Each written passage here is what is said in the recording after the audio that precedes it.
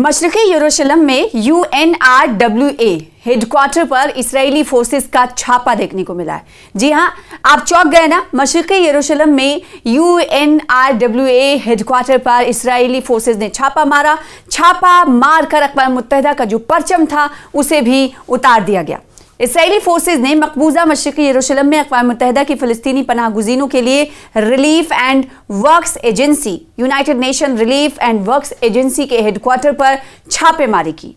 Israeli forces ने मकबूजा मशरक़ी यरूशलेम में अक़वाम मुत्तहिदा की फ़लस्तीनी पनाह गुज़ीनों के लिए रिलीफ एंड वर्क्स एजेंसी के हेडक्वार्टर पर छापा मार कार्रवाई को अंजाम दिया। मीडिया रिपोर्ट्स के मुताबिक इसराइली फोर्सेज ने अक़वाम मुत्तहिदा का परचम हटाकर उसकी जगह इसराइल का झंडा लगा दिया। इस दौरान हेडक्वार्टर की अशिया भी जब्त कर ली गई, यानी हेडक्वार्टर पर जो सामान थे, अशिया थी, उसे भी इसराइली फोर्सेस की तरफ से यहां जब्त किया गया। सोशल मीडिया एक्स पर पोस्ट में एजेंसी के यानी United nation relief works and agency के कमिश्नर जनरल फिलिप लाजरेनी ने बताया है कि इसराइली फोर्सेस म्युनिसिपल एहलकारों के हमरा पीर को शेख जिराह इलाके में वाक़ फ़लस्तीनी पनाह गुज़ीनों के लिए अक़वाम मुत्तहिदा के इमदादी इदारे यानी United nation relief works agency के अहाते में ज़बरदस्ती दाखिल हो गए। जी हाँ, ये जब पहुंचते हैं इस दफ्तर के आसपास तो इनकी तरफ से धक्का मुक्की की जाती है, ज़बरदस्ती की जाती है, फिर उसके बाद ये दफ्तर में दाखिल होते हैं। ट्रक और फोक लिफ्टर भी अहाते में लाए गए। आप अंदाज़ा लगा सकते हैं कि जब इसराइली फोर्सेज यहाँ पर पहुँचते हैं तो ज़बरदस्ती की जाती है उनकी जानिब से। फिर उसके बाद जब दफ्तर में दाखिल हो जाते हैं तो बाहर ये देखा जाता है कि ट्रक खड़ी हुई है, फोक लिफ्टर भी खड़ा हुआ है, जो कि दफ्तर के सामान को उठाने के लिए लाया गया था। जैसा कि हमने आपसे कुछ देर पहले आपको कहा कि कई अशिया भी वहाँ से दफ्तर से UNRWA के यानी United nation relief works and agency के दफ्तर से उठा लिए गए इसराइली फोर्सेस की जानिब से। इन्होंने मजीद लिखा कि तमाम मवासिलाती राब्ता मुनक़ता कर दिया गया, यानी दफ्तर के अंदर जो बातचीत करने के लिए जो मवासिलाती निज़ाम को आगे बढ़ाने के लिए आलात रखे होते हैं उन्हें भी कट कर दिया गया, यानी फ़ोन लाइन को हटा दिया गया और भी कई गैजेट्स जो रखे होते हैं जिससे कम्युनिकेशन हो सके, उन तमाम मवासिलात को हटा दिया गया ताकि यहाँ की खबर बाहर की ओर ना निकल पाए। इसराइली फोर्सेस की ये जुरत उस मौके पर देखी गई। इतना ही नहीं, फर्नीचर, IT का सामान और दीगर इमलाक को भी जब्त कर लिया गया। जनरल फिलिप ने लिखा है कि इसराइली फोर्सेज ने अक़वाम मुत्तहिदा के झंडे को नीचे उतारकर उसकी जगह इसराइली झंडा लगा दिया। देखिए, ये तोड़फोड़ तो करी ही, सामान तो लूटा ही, दूसरी तरफ दफ्तर के ऊपर जो UNRWA के जो झंडा लगा हुआ था, फ्लैग जो लगा हुआ था, अक़वाम मुत्तहिदा का झंडा जो लगा हुआ था, उसे भी नीचे उतार दिया। ना सिर्फ नीचे उतारा बल्कि उस झंडे की जगह पर इसराइल का फ्लैग, इसराइल का झंडा लगा दिया गया। मीडिया रिपोर्ट्स कहते हैं उनके मुताबिक इसराइली हुक्काम ने एजेंसी को इसराइल के अंदर अपनी कार्रवाइयों को जब से रोकने का हुक्म दिया उसके बाद से इस इमारत का इस्तेमाल नहीं किया गया है।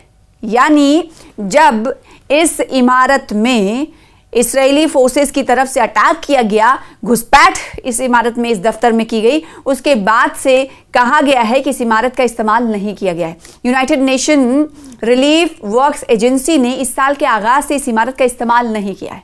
ख्याल रहे कि इदारा मशरिक़े वुस्ता में 5 मकामात पर फ़लस्तीनी पनाह गुज़ीनों को, अब ये इदारा काम क्या करता है इसके बारे में जान लेते हैं और इससे अंदाज़ा लगा सकते हैं आप। जो ये जो मशरक़ी यरूशलेम में कार्रवाई हुई, आप अंदाज़ा लगा सकते हैं कि गज़ा और फ़लस्तीन में इसराइली बर्बरियत की इंतहा क्या है। और अंदाज़ा लगाने की बात नहीं, आपने रोज़ाना तस्वीरें देखी होगी कि इसराइली फ़ौज किस तरीके से, IDF किस तरह से इसराइल और गज़ा के लोगों पर इस वक्त हमले कर रही है। यहाँ तक कि पीस डील पर अमल दरामद हो रहा है। दूसरे मुआहदे के हवाले से कदम उठाए जाने की पूरी खबर सामने आ रही है। तो दूसरी तरफ ये भी खबरें हैं कि इसराइल अपनी जो सोच है, जो सोचो फिक्र है गज़ा को लेकर, फ़लस्तीनियों को लेकर, उसमें कोई तब्दीली नहीं लेकर आ रहा है। ना सिर्फ फ़लस्तीन और गज़ा में बल्कि दूसरे ममालिक में, मशरक़ी यरूशलेम से इस वक्त की खबर दे रहे हैं कि यहाँ पर एक अहम पेशरफ्त ये हुई कि UNRWA जो कि